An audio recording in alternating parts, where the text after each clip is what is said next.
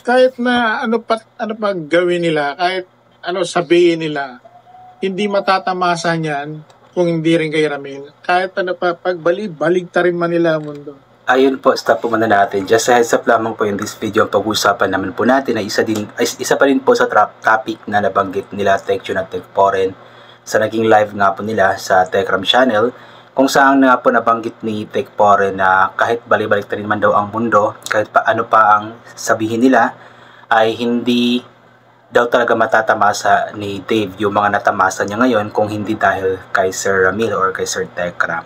Which is tamang-tama din naman talaga yung mga sinabi ni Tecporen dahil nga po hindi naman makilala ng mga tao, hindi natin makilala si Dave, hindi siya makilala ng kanyang ninong, ng mga taong kasama niya ngayon, o hindi dahil nga po kay Techram na natagpuan nga po niya ito natagpuan nga po niya si Dave doon sa Divisoria. Kumbaga tawag niyan, kung hindi natagpuan ni Techram, hindi nasagip ni Techram si Dave doon sa Divisoria, ay yung mga bagay na kanyang naranasan, like yung nakapag-aral ng maayos, nagkaroon ng maayos na buhay, nagkaroon ng pera, mga kagamitan, mga kung ano-anong mga kagamitan, mamahaling kagamitan, mga ginto, mga ganito, ganyan, ay hindi niya matatamasa yun kung hindi dahil nga po sa kay Techram. Ayan.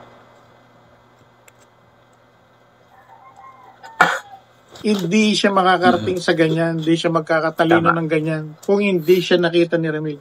Kahit ano pa sabihin niyo, nakinabang nanay mo, tatay-tatayan mo. Actually, nung parang merong vlog dati sila Techram na sinabi nga po ni Dave na kung hindi dahil nga po kay Techram, kung hindi siya kinuha nito doon sa kung saan siya nanggaling, is baka kung napano na daw siya ngayon or baka kung ano-ano lang nagawa niya ngayon. Kasi nga po, alam naman po natin yung lugar na iyon is hindi rin talaga makontrol yung mga ginagawa ng mga kabataan. Kaya di natin alam kung hindi nasagip ni Techram si Dave, baka kung ano na nga pong nangyari sa kanya ngayon. Kaya yun, napakalaki din dapat sana ang pasasalamat ni Dave dahil nga po nasagip siya ni Techram mula sa possible na kapahamakan nga po doon sa kanilang lugar.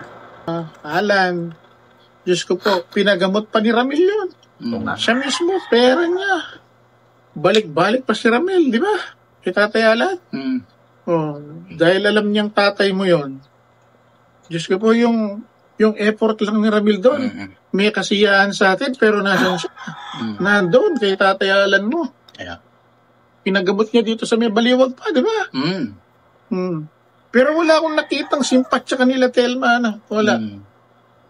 Napagawa ng bahay dahil kay Ramil.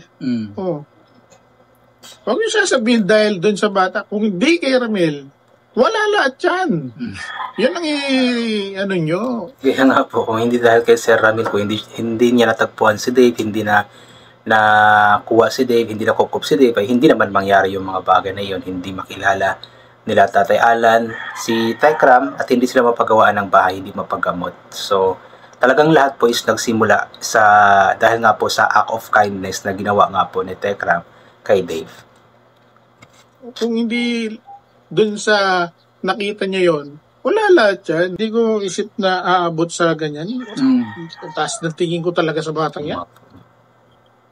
Ano kaya pinapakita niya sa akin pag nadadaanan niya ako? Sabi ko, nagmamano. Ang galang niya, nagmamano. Pag alis niya, kung lalabas, nagmamano. Silang dalawa nila eh. So, pag nagmano nga, pinipiga ko pa kamay niya. Kahit ako, hindi ko talaga lubos akalain na mangyari itong mga bagay na ito. Alam mo yung kung ano po yung nakikita natin sa mga vlog. Yun nga po sabi ni Tecporen na mataas nga po sana yung kanyang tingin sa bata dahil nga po napakarespeto nito sa kanya.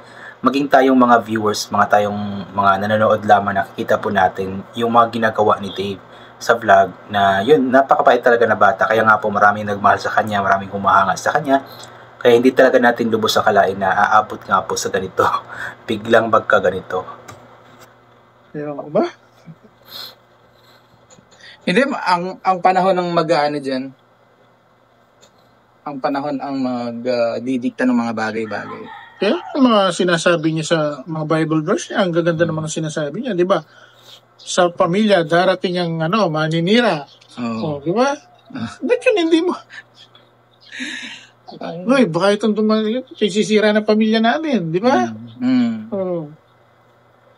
Sa magulang talaga, darating yung mahigpit talaga. Pag dumating ka sa magkapamilya ka, darating yung time na mararanasan mo. Yung pag-iigpit mo sa anak mo. Kung bakit? Ba't ka nag-iigpit? Tapos yung anak mo pala, nagtatanim ng sama na loob sa'yo. Yung mga pangaral mo sa kanya, kinakasama mo pala, kinagagalit niya sa'yo, tinatanim niya ng masama yun sa'yo. Magpapastor pa daw siya, sabi ni Tita Erel Duber. So, okay naman po yun, okay naman. Baka syempre pagdating ng panahon na yan, pag nagpastor siya, baka mapag-isip-isip niya. Baka ano na siya, po yun. gising-gising na siya ng mga panahon. So yun nga po ay short clip lamang po. Kung gusto nyo po mapanood yung mga lahat ng mga pinag-usapan po nila, is puntahan nyo po sa YouTube channel ni Tekram. So yun nga po, i-emphasize lamang po natin yung sinabi nga po ni Tekpore na hindi matatamasa nga po ni Dave ang lahat ng mga bagay na kanyang natatamasa ngayon kung hindi dahil nga po kay Tekram. Kasi sabi ko nga po na tumpak po ito dahil nagsimula nga naman po talaga ang lahat nang dahil nga po sa ginawang pagtulong ni Tekram kay Dave. So kung hindi siya natulungan, inulit ko, kung hindi siya natulungan, hindi siya nakilala ni Tekram, hindi siya kinukup ni Tekram, hindi siya napunta sa Manalastas family, ay lahat nga po ng bagay na kanyang natamasa ay hindi po niya matatamasa. Kung nanatili lamang siya doon sa kanilang lugar, ay hindi natin alam po anong possible na mangyari kasi nga po delikado na po ang kanilang lugar. So nasa gitna sana siya ni Tekram, kaso nga lang yun nga po, dahil sa mga taong lumapit siguro or mga taong nagsulsul, sabi nga po nila, ay nag-iba nga po ang ihip ng hangin. So ipag-pray na lamang po natin na sana maging maayos na nga po ito at magkaroon na sana ng katapusan ang problema na ito. Kasi akala ko tapos na 2 months na nanahimik na nga po sila Tekram, sila Tekpore, sila Tekjun, hindi na nag-live always. Kaso nga lang biglang boom, biglang nag-live yung kabila, andun si Dave, marami na namang mga sinabi, kaya ito kailangan din po nilang sagutin or ipagtanggol ang kanilang sarili. I mean, sila ang Tekram family. Ayan. So yun, I think hanggang dito na lamang po muna itong gagawin ko na reaction video. So thank you so much po sa lahat ng mga palagi bumabalik sa aking YouTube channel. Inuulit ko nga po palagi na magaling po natin magdasal, magpasalamat sa lahat ng mga bagay na ating natatanggap kahit na di po natin ito hinihingi, kasi nga po lahat ng mga bagay na meron tayo ay kaloob sa atin ng ating Panginoon at wala ang mga bagay na ito kundi dahil sa Kanya. Spring pa yung kapote, sombrero or anything na pwede maging proteksyon sa katawan kapag lalabas po tayo, nang sa ganun kapag mainit ay hindi po tayo mainitan or kapag biglang umulan na hindi po tayo mababasa ng ulan. Always take vitamin C para maboost ang ating immune system at hindi po tayo matatama na agad ng kung ano-ano mga sakit-sakit. So once again, inaulit ko hanggang dito na lamang po. God bless and bye for now po.